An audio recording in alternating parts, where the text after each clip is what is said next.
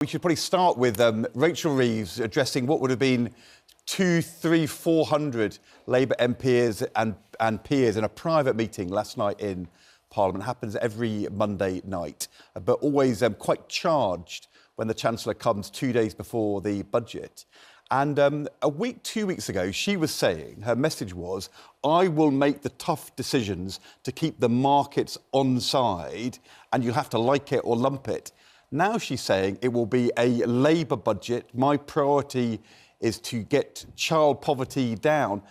Is that a bit of a change of message? Does it reflect a change of political atmosphere? Yes. Yes. I mean, there's no way around it. It's changed completely, hasn't it? And that's why the two-child benefit cap is going. I think rightly goes. Puts 600,000 kids into poverty. But no, she's struggling, isn't she? Oh, and, she's drowning. Her credibility is badly shot or gone, and she's trying to now keep her party on side. You shouldn't be having to do that and say, look, it's a package, because she's worried they'll try and unpick it, some of the more unpopular measures, and that's why she's saying, like, you kind of, it's either 95 or 99% you like. Well, often in budgets, it's that 105 if you vote against it all. Well, how do you pay for it if you vote something down? But she's worried. I mean, that's it. She's fighting. It's a very strange message that she issued last night to these MPs, because, as Kevin says, she has asked them, she sort of issued a plea to her own party in Parliament and says, you have to take this as a package as a whole. I don't want you criticising individual members. I mean, can you really tell MPs who brought down the welfare cuts that the government was going to try and push through Parliament? They've empowered these rebels because they've seen off the winter fuel allowance that was dropped for most pensions. That's coming back. They've seen off a very small cut in welfare the welfare bill, £4 to £5 billion. And she's now worried they could take apart her own budget, which would be unprecedented. She's a very weak Chancellor, the weakest we've probably ever had in modern times. And to have to say, I'll be back next year and the year after. No, you won't, actually, because it's not in her gift, and I don't think her leader will be there either. Either of them, neither of them are going to be there. I'd lay money this time next year. We'll have a different Chancellor and a different Prime Minister. Wow. Most MPs were quite impressed by her, the way she did it and the positioning. Bit late. What, last night, this meeting? Most Labour MPs were impressed, it's got to be said. But you just know it's going to be a tough budget it's going to be tough for us, for people, because it's going to be a tax-raising budget, which she'll sugar a bitter pill with a few eye-catching moves. Now, we'll see what happens on household energy bills, but you can... Yes, because the Business Secretary on this programme yesterday alluded to be something was going to be done to help... We think it could be the VAT could go. Yeah. But it may not. But there's talk that the perennial 5p freeze on fuel duty could go. That will hurt people. It will add to inflation as well. Well, it'll be, like most budget, it'll be give with one hand, take... it'll be give with one hand and take with three. As my mum would say, rob Peter to pay Paul. It's a funny thing in politics, isn't it? That if as a Prime Minister or a Chancellor, you start saying, I'm going to leave soon. You remember David Cameron saying, I won't serve a whole term. That was a disaster for him. Tony Blair got into trouble by saying, I'm going to stay on for the next Parliament. That's hard. But it's also the case, if you start saying, I'm going to go on and on and on, I'll be here in 1 year, 2 years, then it often doesn't sit well. People think, well, what's really going on? You remember Margaret Thatcher saying, I'll go on and on and on. Of course, she was out within a year. Within a year. Yeah. And what is it in Rachel Reeves' mind which makes her think, telling people, briefing to the media, this was actually kind of an issue to the media, I'll be there in 2 years. What's her thinking? Well, she knows she's on dodgy ground, and that's why she said it. If you're unassailable in some way, you wouldn't have to say that. But she knows there are all these questions being asked. Will you survive? Will the Prime Minister, your line manager, survive? Well, if he goes, she goes, but she might go before he goes.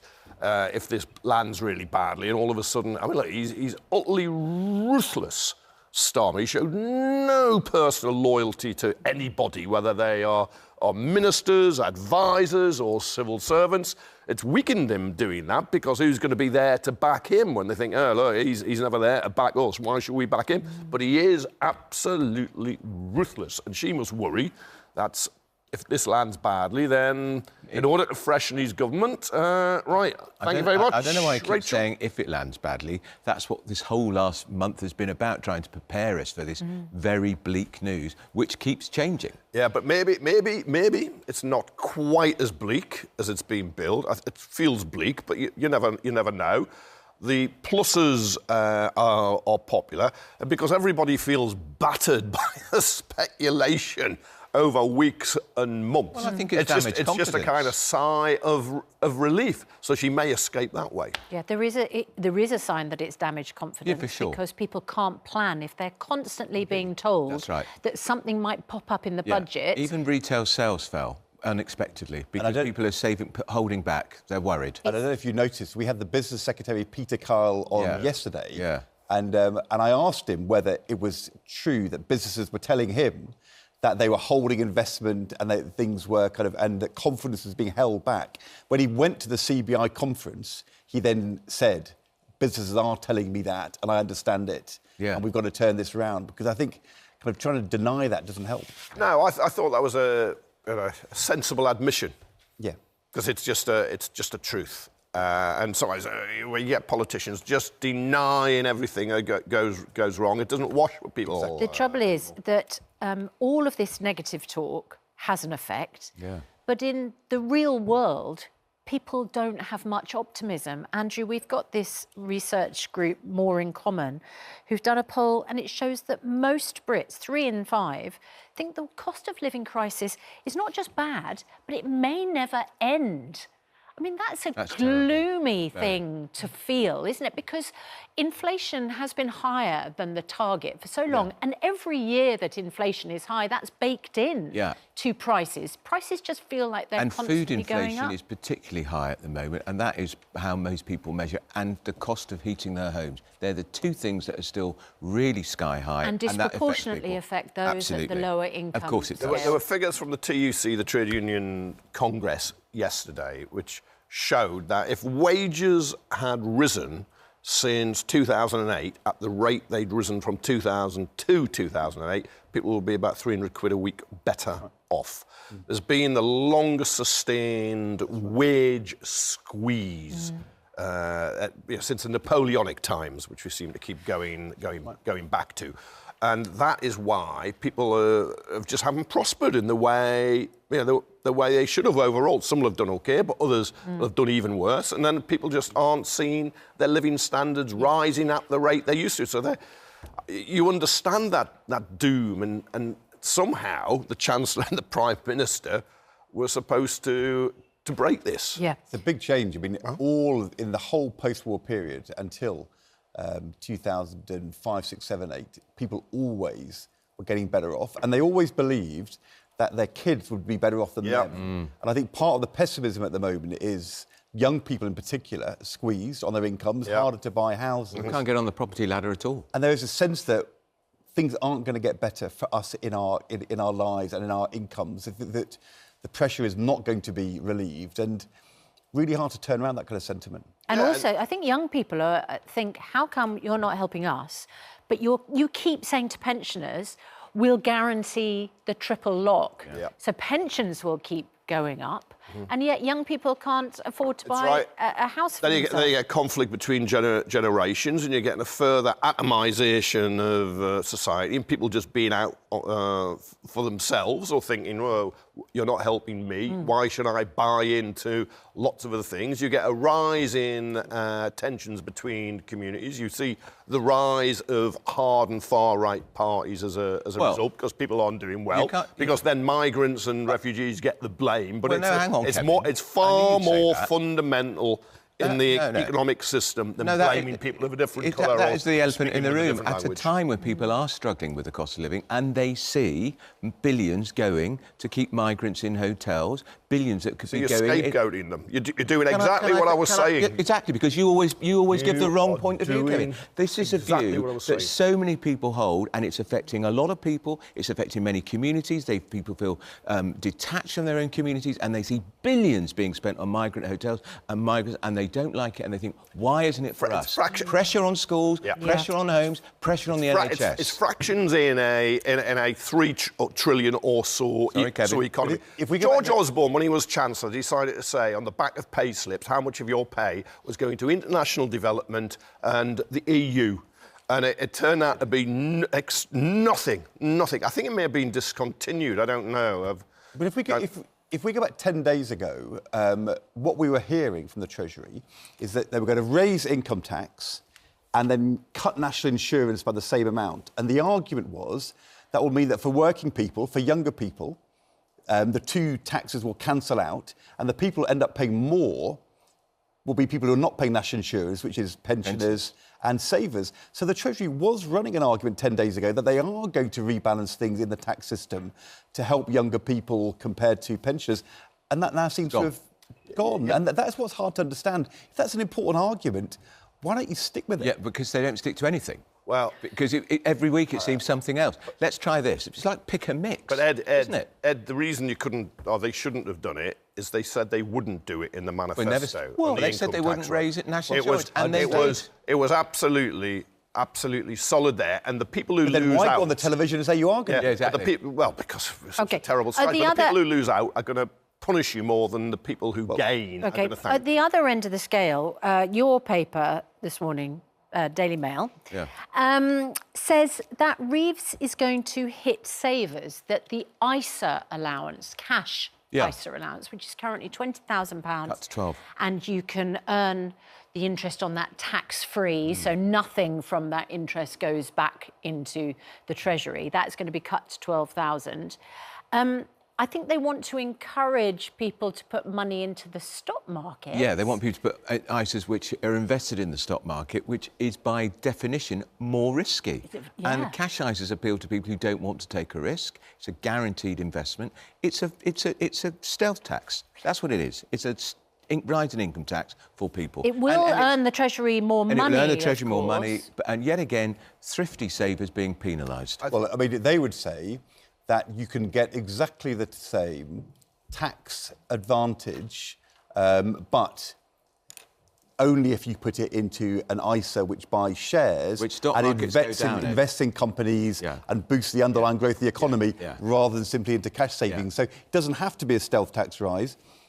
But it feels like one. And it will feel like one to people who think it's no longer as attractive to invest in a nice... A lot of people don't want to invest in the stock market because it goes down. Over time, investment ISAs do better than cash ISAs. However, I understand the impulse of some people. They just want, that's my money. Instead of putting it under the bed, I'm going to put it into an ISA and it'll be safe.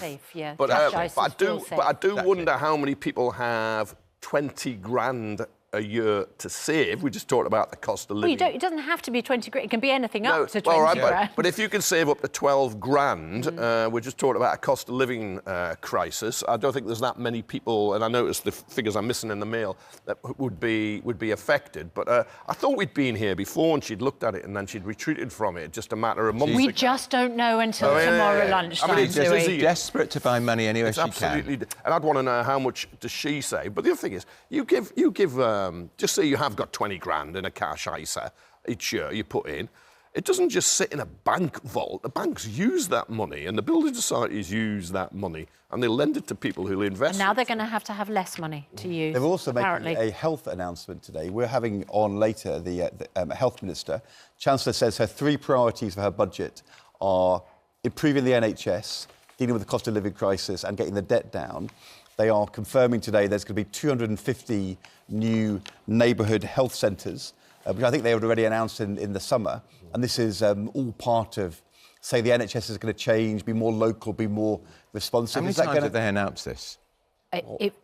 It feels like a number of times. There is serious... I remember it being announced when I was in the Treasury, and that was 25 years ago. Actually, wherever you go, though, you do see health clinics that were built under the last Labour government. So, too many of them were PFI, which is another issue, how they were funded. But nevertheless, you see them there. But there is serious money going in to the NHS now. Yeah, but they dress this up as something new, and it's not. They're going to be 250 health one-stop shops. Yeah, I've heard Sound like a brilliant idea. So particularly in deprived areas, you will be able to see a GP, a nurse, a dentist and a pharmacist all together under one roof. But where are they going to get these people from? Because presumably we have GPs working in GPs' surgeries already. Unless you recruit new GPs, you're simply going to take them from their existing surgery where all of their patients know they are to a new shortage, place. And they're supposed to get, we're supposed to be getting 6,000 new GPs. Where are they? The truth is you can't turn around the NHS. And it takes 7 years to train a GP, doesn't it? Although one of the complaints from the British Medical Association, the Doctors' Trade Union, is people can't get jobs after they qualify. Exactly.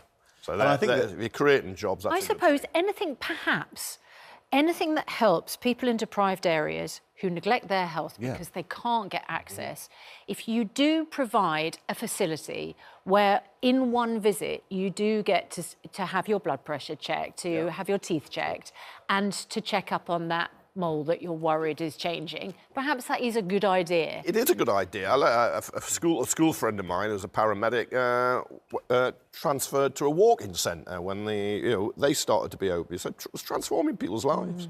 Right. People would go in and get checked and get treatment.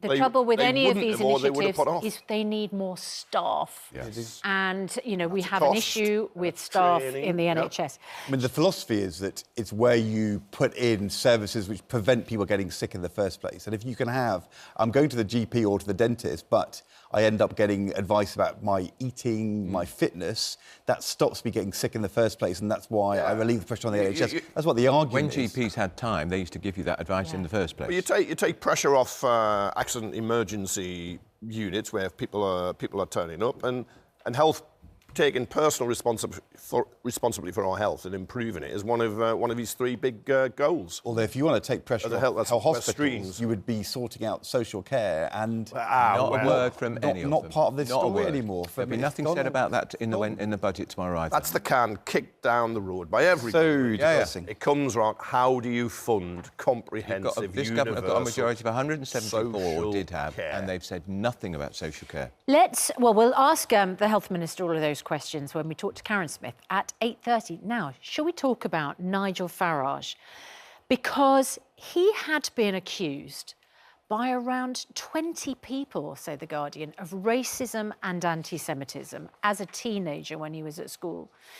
It's a detailed investigation by the newspaper, and many of his school contemporaries claim to be victims of or witnesses to repeated incidents of deeply offensive behaviour. Previously, his team had denied the allegations. So, an interviewer yesterday asked him directly. Let's have a listen. Did you ever racially abuse fellow pupils in school? No. You've caveated it with a hurtful way. Not with intent. What do you mean not with intent? I don't understand what you mean by not with intent. What does that mean? You wouldn't do. But what does that mean? No. No what? No. I have never directly really tried to go and hurt anybody. But you're opening the door there to perhaps you did it without meaning to offend. Have I said things 50 years ago that you could interpret as being banter in a playground? You could interpret in the modern light of day in some sort of way, yes. But isn't it funny? OK, so you did say stuff to these people then? I've never directly racially abused anybody, no. Right. Very interesting. It wasn't...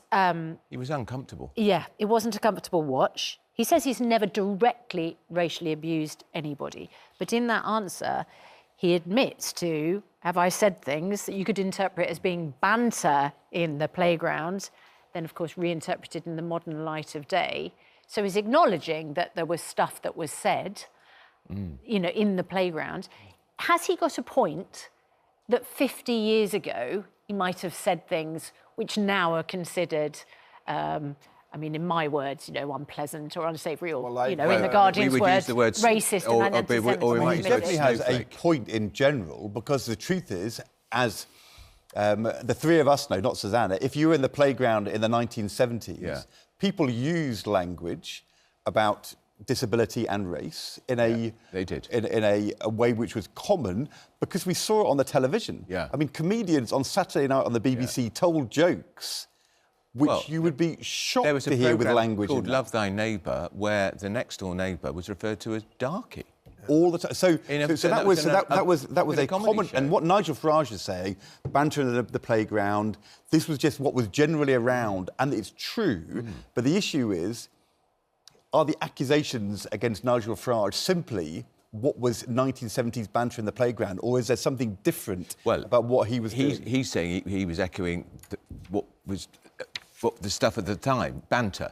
And I mean, I've got to say about our own school playground, I'm similar age to Nigel, as is Kevin, there was no racist banter in our school because there were no... We were a white school, we were a Catholic school. People still told jokes on the television. But they told jokes, but you would hear jokes. Sexuality and disability, I think, are the two. That's what we... I remember. People used to go on about queers and disabled people and fat people. Remember Jim Davidson told some pretty racist jokes on Saturday Night TV. He looked very, very evasive and slippery there.